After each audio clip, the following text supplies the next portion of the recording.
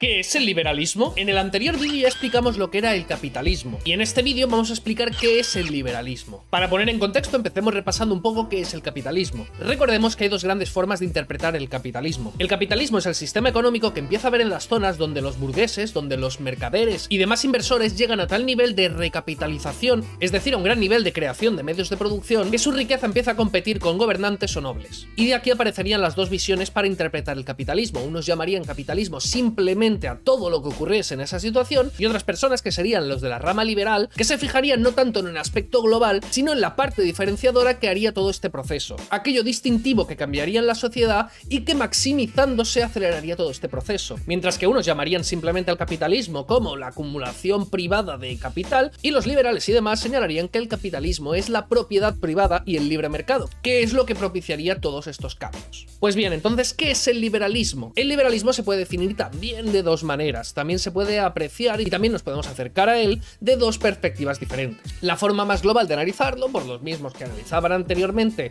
el capitalismo de forma global, el liberalismo sería simplemente la estructura de poder y de Estado que harían estos nuevos ricos, que harían estos nuevos poderosos para conseguir privilegiarse ellos, cosa que efectivamente ocurrió. Pero si nos fijamos más y analizamos el rasgo distintivo de este sistema político, lo que vemos es una definición completamente diferente. El liberalismo sería el sistema político para llegar al capitalismo, es decir, un sistema político que nos llevaría a facilitar el sistema económico que supone el capitalismo. El sistema político y económico que había en el momento en que las ideas liberales empezaban a retumbar por todos lados era la monarquía y el mercantilismo, es decir, un rey representante legal de Dios en la tierra decidía por todo y estaba centralmente decidiendo y gestionando sus territorios, de forma que el ciudadano pues no tenía ni voz ni voto. Y el sistema económico era muy dirigista, lleno de gremios, de regulaciones y de proteccionismo. Estas personas con mucho dinero que empiezan a aparecer quieren reconocimiento y quieren que les dejen un poco en paz. Empiezan a gestionar una parte muy importante de la economía y una parte muy importante del país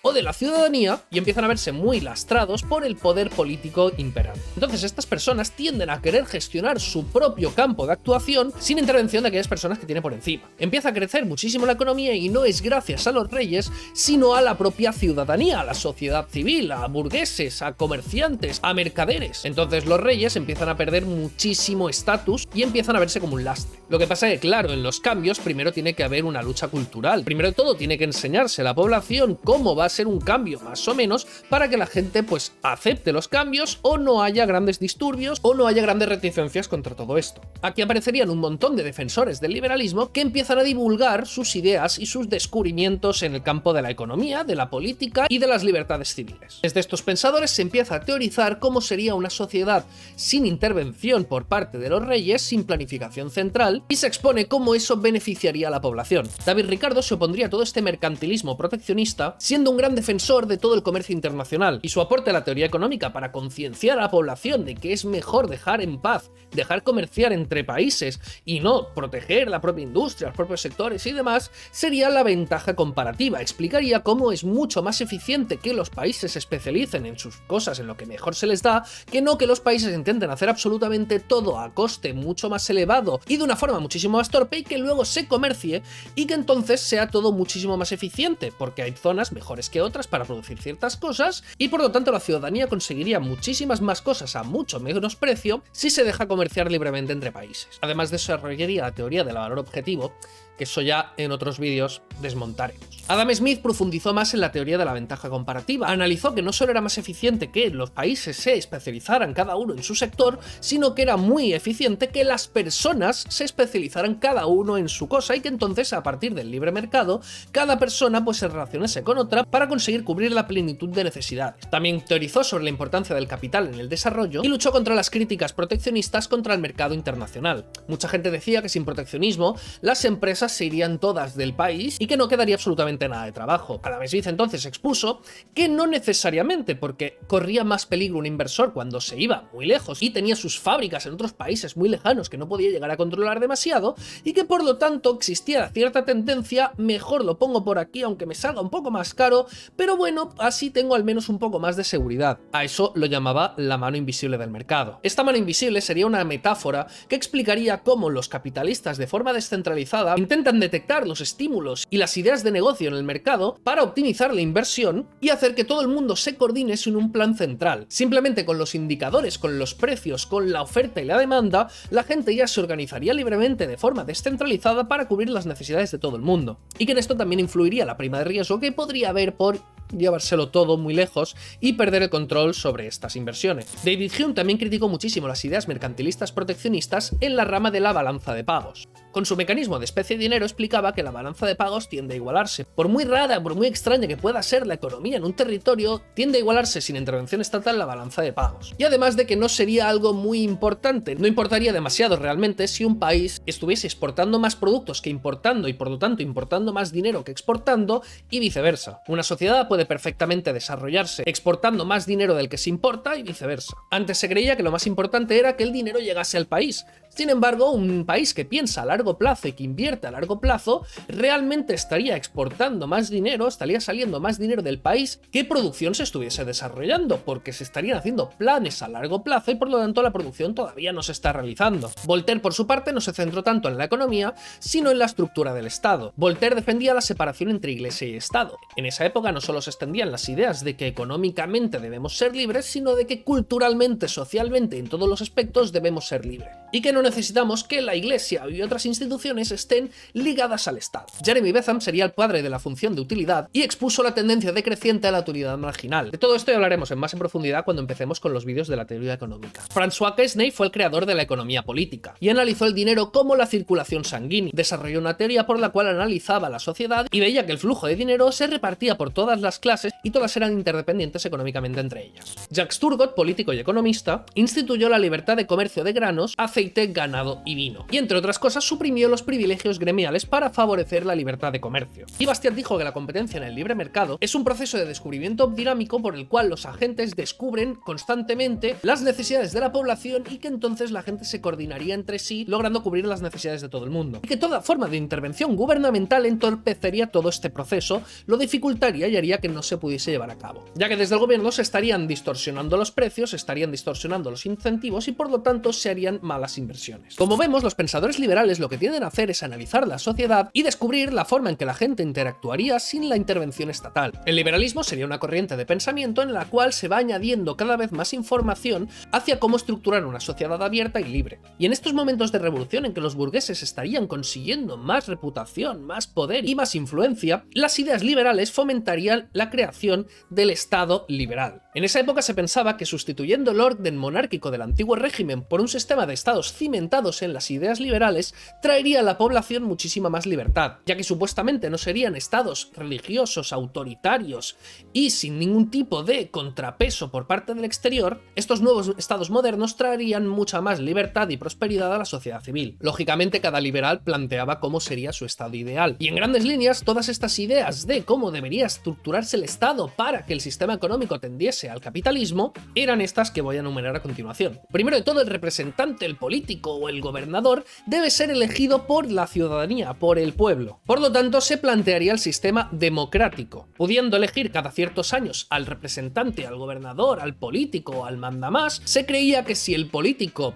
se excedían sus funciones, se le podía echar y sustituir por otro. Además, se defendía la igualdad ante la ley. Todo individuo debe ser igual a la hora de ser analizado por el gobierno. Nadie debe tener más privilegios que otros a la hora de comerciar y ninguno tiene que tener más trabas que otros de forma legal. No considerado de recibo que los nobles estuvieran exentos de pagar impuestos mientras ellos tenían que pagarlos. Y a la hora de competir en el mercado también supondría eso una injusticia, solo en su vida diaria, que también. Y uniendo la democracia con la igualdad ante la ley tenemos el sufragio universal. Es decir, si todos somos iguales ante la ley, todos tenemos que tener el mismo derecho para elegir a nuestros representantes, por lo tanto todo el mundo debe tener la capacidad de votar. Otra cosa que proponían es el imperio de la ley. Como todos tenemos que ser iguales ante la ley, el que gobierna también tiene que serlo y por lo tanto tiene que estar sujeto a las leyes. El que manda no está por encima de las leyes, sino por debajo y tiene que gobernar tal cual digan las leyes. Para esto se defendió la creación de las constituciones, un texto con el ordenamiento jurídico que estipule cómo se estructura el Estado y qué derechos y libertades tiene la ciudadanía. Y que todo lo que se haga, todas las leyes, y que todo lo que ocurra y todos los cambios jurídicos y absolutamente todas las leyes que se aprueben deben estar regidas por los mecanismos constitucionales. Sin embargo, como algunos se temían que esta democracia pudiese llevar a totalitarismos y abusos de poder de las mayorías contra las minorías, y además para limitar el poder político, que no solamente esté limitado el poder por el obligado cumplimiento de las leyes, sino que además el poder se dividiese, el poder se separase, que no solamente fuese una persona quien pudiese determinarlo absolutamente todo, sino que fuesen varios. Otro punto más entonces sería la separación de poderes. Separando la responsabilidad de gestión del Estado en varias personas o en varios campos, se consigue que sea más difícil coordinarse y por lo tanto organizarse para cometer abusos. Si el poder ejecutivo, legislativo y judicial están separados en varias personas, e incluso el propio poder legislativo que pudiera estar separado en varias cámaras y que aquellas tuvieran que ponerse de acuerdo y ser elegidas de forma diferente, uno con un sistema de votos y otro con otro y demás, haría que más gente tuviese que estar de acuerdo para conseguir llevar una ley a cabo. Por lo tanto, dificultaría la creación de leyes y limitaría el poder político y su actuación. Con estos parámetros a grandes rasgos, se creía que el poder iba a estar limitado, ya que lo que se pretendía con el liberalismo era que la ciudadanía tuviese garantizados los derechos individuales, ya sea el respeto por la vida, la libertad y la propiedad privada, como el derecho de reunión, de asociación y desasociación, en la libertad de expresión y otros muchísimos derechos. Se creía que por lo general la gente no se iba a quitar a sí misma todos esos derechos, lo que claro, no todas las propuestas salían bien. Evidentemente, a la que vas proponiendo ciertas cosas, pues no todo te funciona, y hay cosas que se van desechando y hay cosas en las que se va profundizando más. Por lo tanto, el liberalismo ha ido cambiando muchísimo. Esto simplemente sería el liberalismo clásico. Ahora mismo habría muchísimas escuelas de pensamiento liberal. Tendríamos a los neoclásicos, a la escuela de Chicago, la escuela austríaca, la escuela ortodoxa, los ordoliberales, habría muchísimos. Y por cierto, una pequeña aclaración, no todo lo que entendemos como liberal histórico necesariamente cumple con aquello que he dicho ni tiene el propósito que he dicho. Se le llama históricamente liberal a muchísimas personas que han defendido pues, el Estado de Derecho, el Estado liberal o el Estado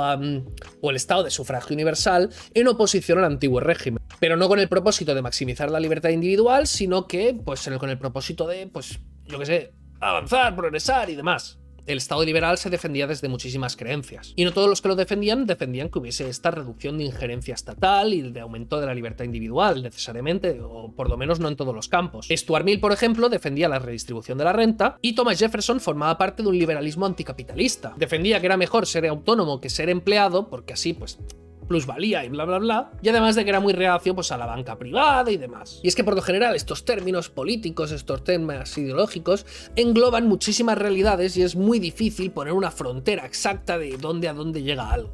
Sin embargo, las escuelas que han mantenido el término liberal hasta el día de hoy, sí que lo que se ha mantenido en ellas y lo que se ha quedado es esta búsqueda de llegar al capitalismo mediante el Estado liberal.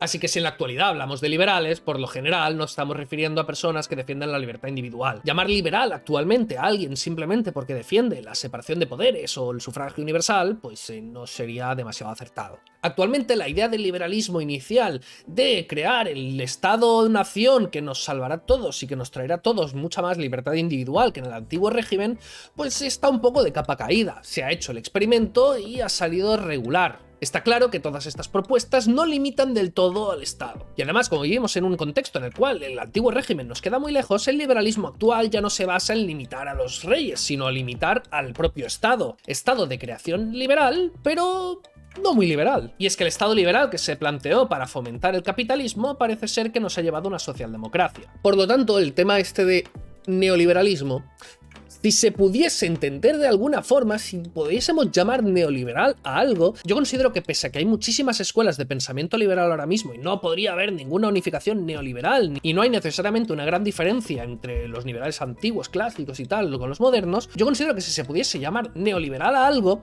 se podría hacer teniendo en cuenta el rasgo distintivo de que no se está luchando contra un antiguo régimen, sino contra el propio Estado. En vez de limitar el poder monárquico, estaríamos limitando el poder político. Creo yo que es lo único que cambiaría, pero tampoco...